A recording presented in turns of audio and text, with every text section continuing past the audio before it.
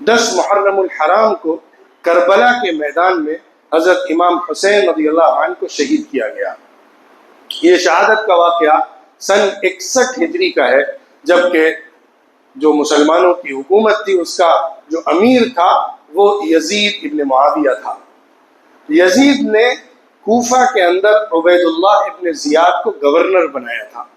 عبید اللہ ابن زیاد جو یزید کا گورنر تھا، اس نے حضرت حسین رضی اللہ عنہ کے خلاف جو مہم چھیڑی اور ان کے خلاف جو لشکر کشی کی اور ان کے پورے خاندان کو، جس میں 72 افراد پورے خاندان رسول کے شہید کر دیے گئے۔ حضور صلی اللہ علیہ وسلم کی اولاد میں بیشتر افراد، بلکہ یوں کہیے کہ سب کے سب ایک دو کو چھوڑ کر، چند کو چھوڑ کر اس واقعے کے اندر شہید کیے گئے تھے۔ آپ ذرا تصور کیجئے، اللہ کے نبی کا خاندان، اللہ کے نبی کا گھر، اللہ کے نبی کے چہیتے اور محبوب لوگ، ان کا خون، ان کا جگر، حضرت فاطمہ رضی اللہ عنہ جو حضور کا دل تھی، حضور کا جگر تھی، حضور کی محبت کا مرکز تھی، ان کے لخت جگر اور ان کے ساتھ پورے افراد خانہ، چھوٹے چھوٹے بچے اور دیگر افراد، 72 افراد کو اس مقام پر کربلا کی سرزمین پر شہید کر دیا گیا۔ عبید اللہ ابن زیاد بدبخت، بدترین، بد کردار شخص اپنے لشکر کے ساتھ جب آیا تو اس کے ساتھ جو شمر نام کا ایک گنڈا تھا جس نے حضرت حسین رضی اللہ عنہ کے اوپر وار کیا تھا اور ان کو شہید کیا تھا، اور جتنے لوگ وہاں پر اس لشکر میں شامل تھے وہ بدترین اور بدبخت لوگ تھے، جنہوں نے خاندان نبوت کو نشانہ بنایا صرف اس بنیاد پر کہ وہ راضی نہیں تھے کہ یزید جس طرح سے ڈکٹیٹر بنا بیٹھا ہے اور اسلام کے خلاف ایکشن لے رہا ہے، دین کے خلاف نظام قائم ہو گیا ہے، اس کے خلاف ہم کھڑے ہیں اور اس کا ساتھ نہیں دیتے۔ اس بنیاد پر ان کی گردنیں اتار دی گئی، ان کا خون کر دیا گیا، صفایا کر دیا گیا۔ حالانکہ حضرت حسین رضی اللہ عنہ جنگ کے ارادے سے، لڑائی کی نیت سے ہرگز نہیں آئے تھے۔ ان کا مقصد جنگ کرنا نہیں تھا بلکہ ڈائلاگ کرنا تھا، اور ان کا مقصد لوگوں کو جمع کر کے ایک مضبوط مہم کے ساتھ اس نظام کے خلاف آواز اٹھانا تھا۔ اسی لیے حضرت حسین نے یہ پیشکش رکھی تھی کہ ہم جنگ نہیں چاہتے ہیں، لیکن یہ بدبخت عبید اللہ ابن زیاد اور اس کے ساتھ کا ٹولہ بالکل تیار نہیں تھا کہ حضرت حسین کو چھوڑ دیا جائے اور ان کے خاندان کو بچ کر جانے دیا جائے۔ تو یہ واقعہ ایک بڑا اہم واقعہ ہے، ہماری تاریخ کا ایک سنگین واقعہ ہے، پہلی صدی کا واقعہ ہے، اور صحابہ کے دور کے اخیر میں جو بعد کا دور شروع ہوا تھا، اس دور کا ایک ایسا واقعہ ہے جس کا خون آج تک ہماری تاریخ میں رس رہا ہے، اس کو بھلایا نہیں جا سکتا ہے۔ یہ واقعہ بڑا سنگین ہے، واقعہ بڑا حساس ہے، لیکن اس واقعے کا ایک خاص پیغام بھی ہے۔ اللہ رب العزت چاہتا تھا کہ اس امت کو اس کا پیغام مل جائے۔ حضرت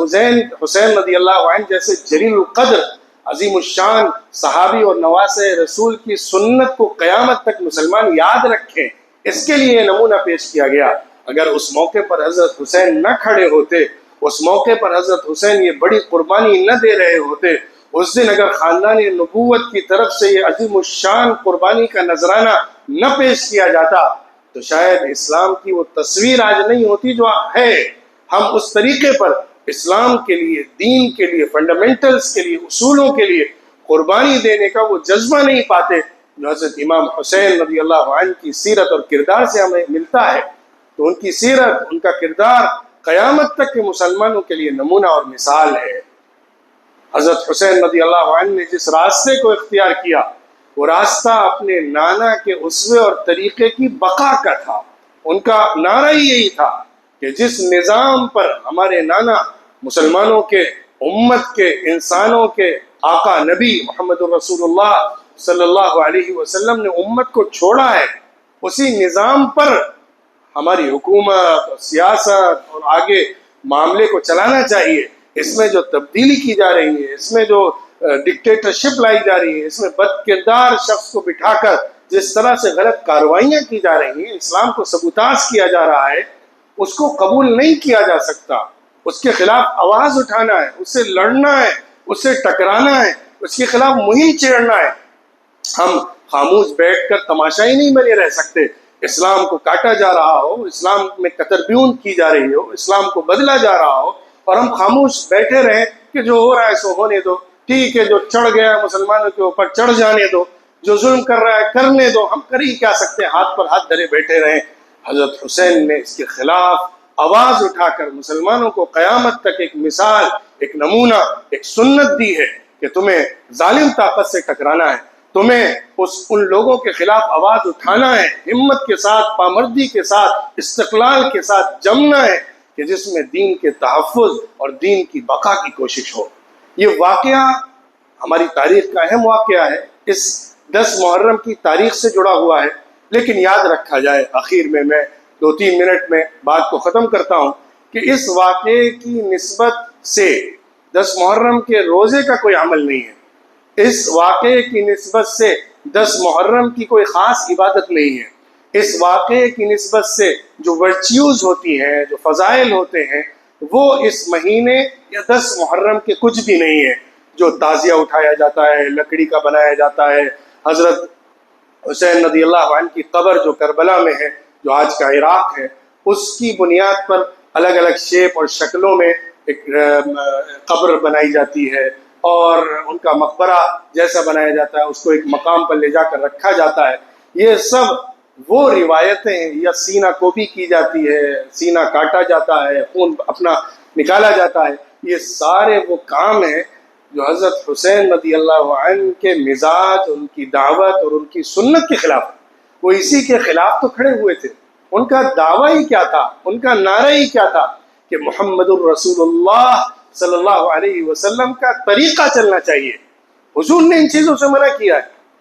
حضور نے سینہ کوبی سے، ماتم کرنے سے اور اپنا خون، اپنے اذیت دے کر خون بہانے سے روکا ہے۔ اگر کوئی ان کے نام پر اس کو کر رہا ہے تو ان کو گویا کہ گالی دے رہا ہے، اور حضرت حسین رضی اللہ عنہ کے خلاف کام کر رہا ہے، اور ان کی قربانی کو ضائع کر رہا ہے۔ یہ حضرت حسین کا طریقہ ہرگز ہرگز نہیں۔ آخری بات، آج کے دور میں، آج کے زمانے میں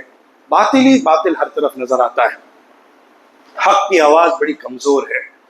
حق کے لیے کھڑے ہونے والے لوگ بہت کم ہیں، باطل اور جابر ظالم طاقتوں سے مقابلہ کرنے والے افراد بہت کم ہیں۔ آج کا وقت یہ وقت ہے کہ جس میں حسینی سنت کو یاد کیا جائے،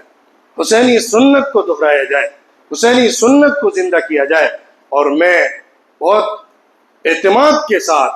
اور پورے انشراح کے ساتھ کہہ سکتا ہوں کہ اس وقت روئے زمین پر اگر حسینی سنت کو کوئی زندہ کیے ہوئے ہے تو غزہ کے مسلمان ہیں،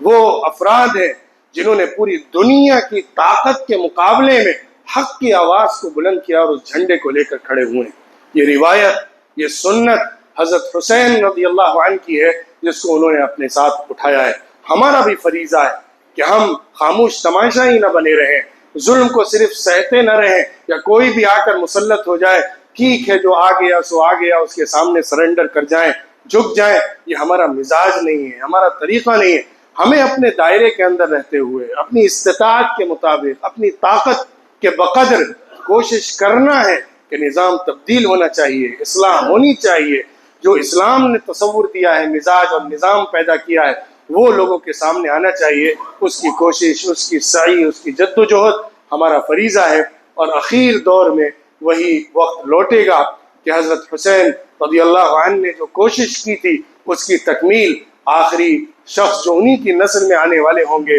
امام مہدی، ان کے ذریعے سے ہوگا، اور دنیا میں خلافت کا نظام قائم ہوگا، اور اللہ کے رسول صلی اللہ علیہ وسلم کے بتائے ہوئے نظام پر دوبارہ سے اس دنیا کے نظام کو لایا جائے گا۔ بہرحال وہ وقت کب آئے گا اس کا علم اللہ کو ہے، لیکن حالات بنتے جا رہے ہیں، کب معلوم کہ ویسا وقت آ جائے۔ ہمیں دیکھنا ہے کہ ہم کس طرف کھڑے ہیں، ہم کدھر جا رہے ہیں، ہمارا اسٹینڈ کیا ہے، ہم کن طاقتوں کا سپورٹ کرتے ہیں، ہم کن آوازوں کو سنتے ہیں اور اس پر لبیک کہتے ہیں۔ کہیں ایسا تو نہیں کہ ہم بھی ظالم کی صف میں کھڑے ہو رہے ہیں، کہیں ایسا تو نہیں کہ ہم بھی ظلم کو سہ کر خاموشی کے ساتھ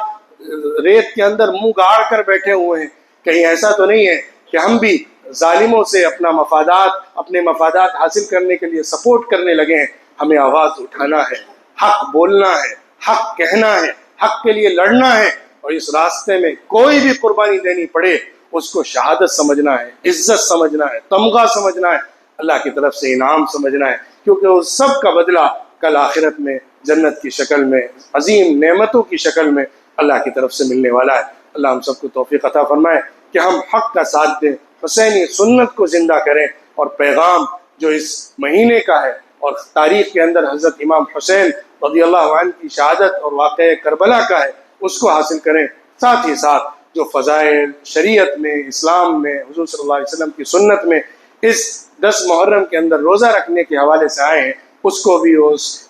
فہم کو بھی لے کر آگے بڑھنے والا بنائے۔ وآخر دعوانا الحمد للہ رب العالمین۔